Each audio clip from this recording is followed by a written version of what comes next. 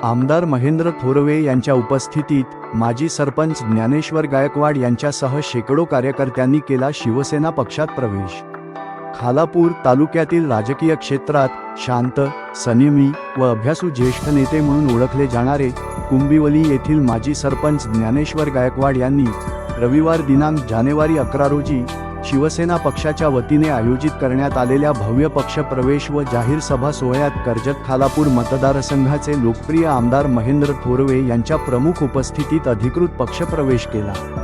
ज्ञानेश्वर गायकवाड यांच्यासह कुंभिवली ग्रामपंचायतचे असंख्य कार्यकर्ते व ग्रामस्थांनी प्रवेश केला। त्यामुळे खालापूर मतदारसंघात आमदार महेंद्र थोरवे व शिवसेना पक्षाची ताकद वाढताना दिसत आहे।